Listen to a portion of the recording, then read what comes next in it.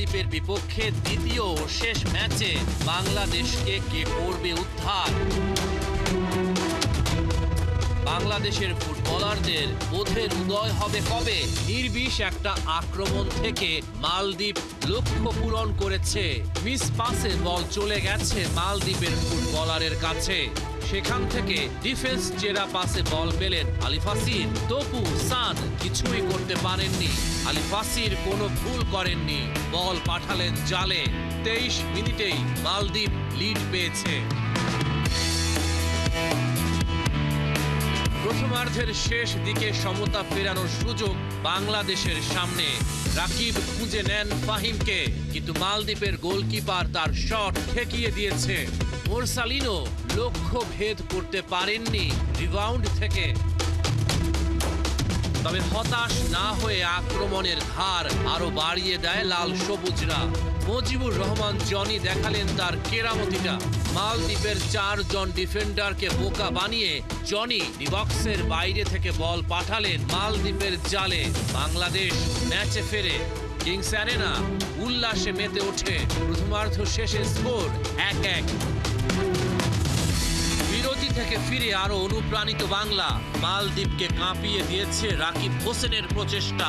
যদিও রাকিব পাননি জালের দেখা। পাল্টা আক্রমণে ওঠে অতিথিরা। নিশ্চিত গোল বাঁচিয়ে দেন মিতুল মার্মা।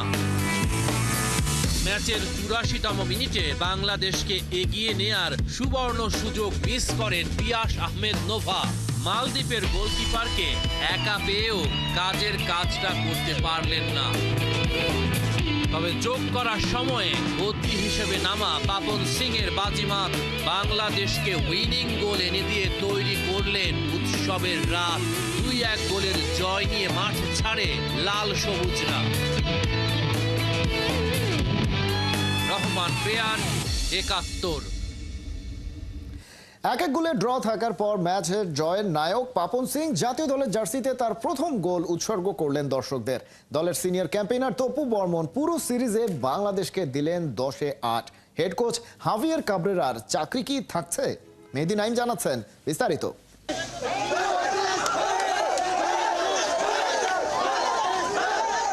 ইউরোপিয়ান স্টাইলে এখন উদযাপন করে বাংলা।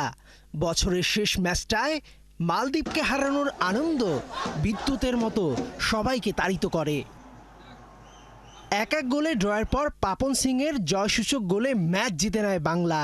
খেলা শেষে খেলাযোগকে জানায় কোন মন্ত্রগুণে অমন গোল। অনেক ভালো লাগতেছে, কারণ প্রথম ম্যাচটা মালদ্বীপের সাথে আমরা হার ডিজার্ভ করি না। আমরা জিততে চাই, জেতার জন্যই খেলি। আর সবাই খুব চেষ্টা করছে, তাই সকলের চেষ্টার কারণে ম্যাচটা জিততে। টিম বাসে ওঠার সময় লাল সবুজকে উজ্জীবিত করে ভক্তরা। হাভিয়ের কাবরেরা কি তার চাকরি বাঁচিয়েছেন? পুরো টুর্নামেন্টে বাংলাদেশকে 10-এ কত মার্ক দিবেন? 10-এ যদি পারফরমেন্স বলেন, ডেফিনেটলি 10-এ আমি 10 দিব। শিক্ষকরা ছাত্রদের মূল্যায়ন করে, যদি ছাত্ররা শিক্ষকদের মূল্যায়ন করতে যায় তাহলে হচ্ছে কাবরেরাকে 10-এ কত দিবেন? 10 on 10 ভাই।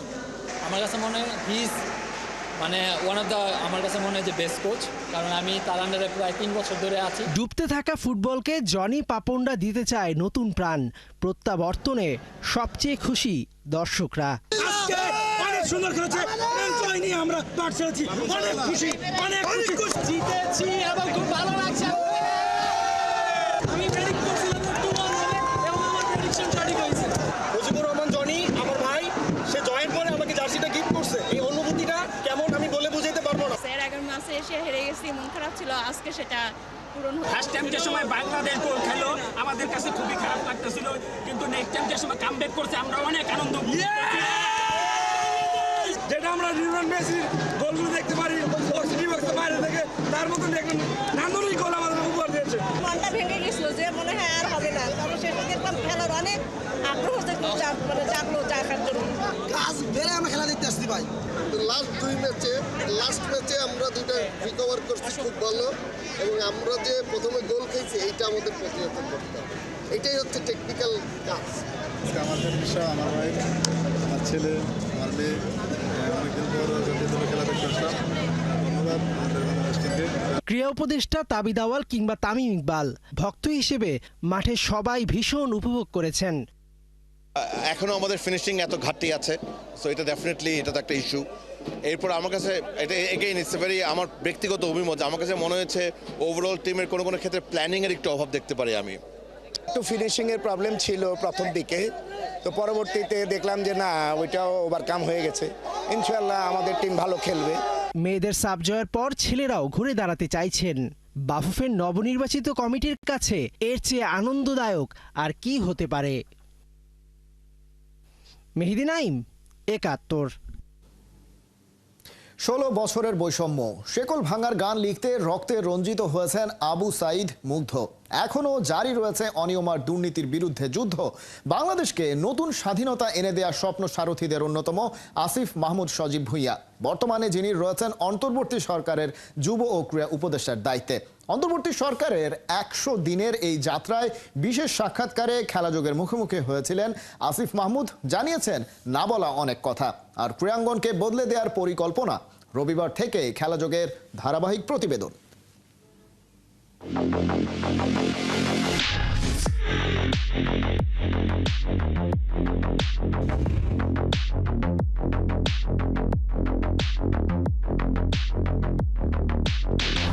দালালি নাকি রাজপথ, আপোষ নাকি বিপ্লব, হাজারো প্রাণের বিনিময়ে পাওয়া এই বাংলাদেশ পার করেছে ১০০ দিন।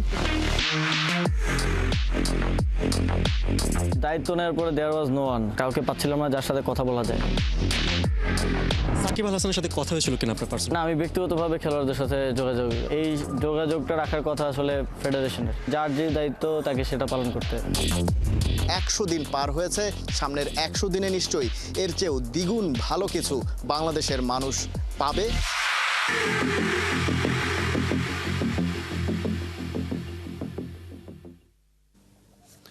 আবার অনুশীলনে ফিরেছেন সাকিব। ওমরা শেষে দুবাইতে নেমে পড়েছেন প্রস্তুতিতে। দারুণ সিরিয়াস নিজের ফিটনেস নিয়ে। এদিকে সাকিবকে ছাড়াই রংপুর রাইডার্স যাচ্ছে গায়না গ্লোবাল সুপার লিগ খেলতে।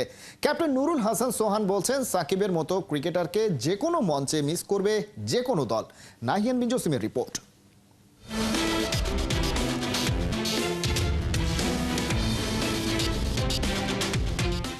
সাকিব ইজ ব্যাক, গায়ে জড়ানো জাতীয় দলের প্র্যাকটিস কিট।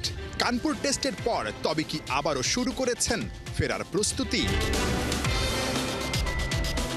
না, টিম টাইগার্স না, বাংলা টাইগার্সের জার্সিতে আবারও মাঠে ফিরছেন সাকিব। বিদায়ী টেস্ট খেলতে দেশে ফেরার পথে দুবাই থেকেই ফিরে যেতে হয়েছে। উমরা শেষ করে সাকিব এখন আবারও সেই দুবাইতে। আবুধাবি টি10 লিগের প্রস্তুতি শুরু করেছেন পুরো দমে। মাঝে কত ঝড় ঝাপটা, দেশের মাটি থেকে বিদায় নেয়ার স্বপ্নটাও পূরণ হলো না। সবকিছু ভুলে নতুন লুকে পুরনো দলে সাকিব। আফগান রশিদ খান এবার তার সঙ্গী। সাকিব যখন দুবাইতে বাংলা টাইগার্সের জার্সিতে মাঠে নামতে প্রস্তুতি নিচ্ছেন জিমে, তখন মিরপুরে চলছিল তার আরেক দল রংপুর রাইডার্সের জার্সি আনভেইলিং। ওয়েস্ট ইন্ডিজের গায়ানায় গ্লোবাল সুপার লিগে রংপুরের হয়ে খেলা হচ্ছে না সাকিবের। ওই সময় সাকিব ব্যস্ত থাকবেন টি10 লিগে বাংলা টাইগার্সের জার্সিতে। রংপুর ক্যাপ্টেন নুরুল হাসান মিস করবেন দেশসেরা অলরাউন্ডারকে। না, সাকিবের মতো প্লেয়ার ক্রিকেট অঙ্গনে আমার কাছে মনে হয় না যে কোনো টিম মিস করবে না, এটা বলতে পারবে না। অবশ্যই সে থাকলে টিমের দিক থেকে ব্যাটিং বলেন, ফিল্ডিং বলেন, বোলিং বলেন, একটা আলাদা বেনিফিট সবসময় যে কোনো টিম পেয়ে থাকে। অবশ্যই মিস করবে, বাট আমার কাছে মনে হয় যে এই বছর তো হয়তো তার টি10 খেলা আছে আমি যতটুকু জানি, সো সে টি10-এ পার্টিসিপেট করতেছে, আমাদের সাথে যাচ্ছে না। জাতীয় দল, ক্লাব কিংবা ফ্র্যাঞ্চাইজি সাকিবকে মিস করবেন যে কোনো ক্যাপ্টেনই। গায়ানায় সোহানও মিস করবেন সাকিবকে। তবে দলটার হয়ে খেলা অনেক দেশি ক্রিকেটারের জন্য নাকি এই টুর্নামেন্ট জাতীয় দলে ফেরার বড় মঞ্চ হতে পারে। এখানে জাতীয় দল অনেক খেলোয়াড় আছে, অনেক উঠতি খেলোয়াড় আছে। সো ওখানে ভালো খেলা মানে কি ইন্ডিভিজুয়াল একজন প্লেয়ার নিজেকে এস্টাবলিশ করতে পারলো। ওখানে ভালো খেলা মানে কি বাংলাদেশ সম্পর্কে মানুষের ধারণাটা আর একটু উঁচু হবে, কিন্তু এগুলো ব্যাপার তো আছে। এবং অ্যাডভার্স কন্ডিশন, ঘরের মাঠে পারফর্ম করা এক জিনিস, বাইরে পারফর্ম করা আরেক জিনিস। ওখানে কেউ যদি ভালো পারফর্ম করে সেই দিকে সিলেক্টরদের ডেফিনেটলি আলাদা নজর থাকবে, কারণ ওটা that is much more challenging দেয়ার।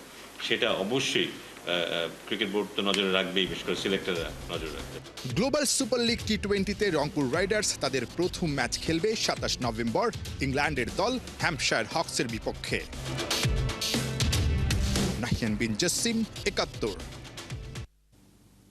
সাকিবের আন্তর্জাতিক ক্যারিয়ার নিয়ে বিসিবির সিদ্ধান্তই চূড়ান্ত। পূর্বাঞ্চলে ৫৫টি ফেডারেশনকে এক ছাদের নিচে স্পোর্টস ভিলেজ বানাচ্ছে সরকার।